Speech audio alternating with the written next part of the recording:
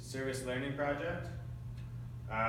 So where I decided to do my volunteering at, my friend actually, who's a carpenter, has a side business of his own of renovating houses and cottages and such.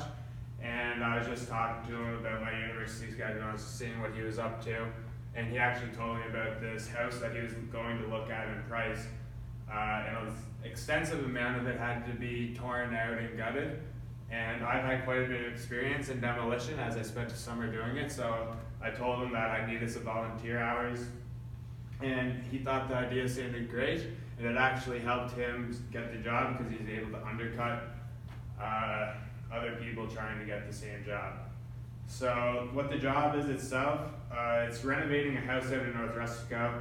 What had to be done was the carpets had to be removed, some walls had to be torn out, flooring had to be taken up, trim had to be taken off, and some cabinets had to be removed from the walls so they could be painted. On the job itself, there was three of us. So there was the carpenter, there was me, and then there was a laborer underneath me.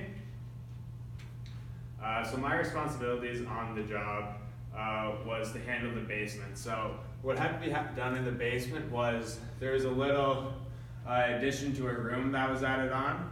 So all that had to be ripped up and just straight foundation because they were just gonna put up some more walls and a flooring and make it an open concept basement. So stripping it down to just the foundation. There's me and the laborer working down there, so I got to work on my communication skills with him as well. So this is what the basement looked like before. As you can see, there's some walls up there, and they've actually done some nice little paintings of themselves on there. And here's the basement after, so you can see the flooring's still down at this point, the wall's taken off, and here's the bin on the right that we actually filled up twice with debris. So the leadership styles I used throughout this whole job, I started off authoritarian because there was a complex part to the job at the very start downstairs. There's a load-bearing wall down there, and we had to take out some of the posts to it. So it was just me and the laborer down there. So as I've had previous experience with this type of stuff, I took over. And it's nothing you want to mess around with because the whole house could collapse on itself. So I was very strict. I told them like what had to be done, what we had to do, and how we had to do it. But as the job moved on, we got away from that section of the house. I became more of a democratic leader. Because when you're working in labor-intensive jobs, it's not good to hear somebody barking orders at you.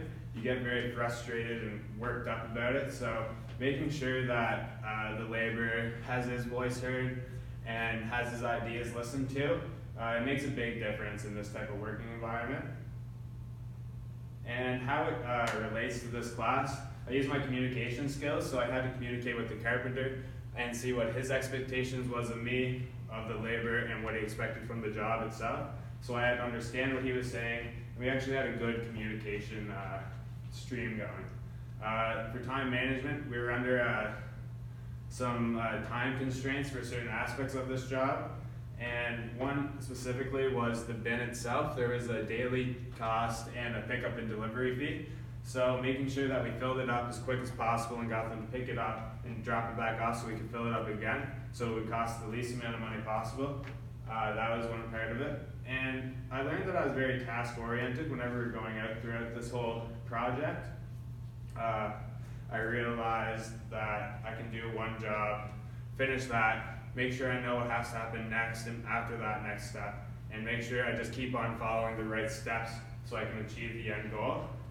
Also using critical thinking. At one point we were cutting up the flooring and it wasn't going very well, it was taking too much time. So we had to step back, look at how the flooring was actually assembled so we could understand how we had to make our cuts to make it go quicker. And when we stepped back and started changing the angles of our cut, the boards actually just started to separate from each other, which was really nice. And some of the leadership traits I think I showed, I was confident. I had a year off of doing any kind of renovations and stuff, but my confidence didn't leave me. As soon as I got back in that atmosphere, I kind of knew what I had to do. And I also realized I'm pretty determined. Things didn't really stop me or slow me down. and how my project benefited the job. So it allowed the carpenter to focus his work upstairs, and that's where most of the carpentry work had to be done. It was more intricate up there, and I didn't have those skills, so it allowed him to focus on that, and it actually cut time off of the project. So if I wasn't there, it would have been only 2 laborers, or maybe just possibly himself, depending on how available the other laborer was. So it definitely cut time off the project and allowed him to undercut the competition. So as I was a free laborer, volunteering my time, it actually let him quote the job cheaper than other people that were quoting the job, and actually helped him get the job. All right, that's my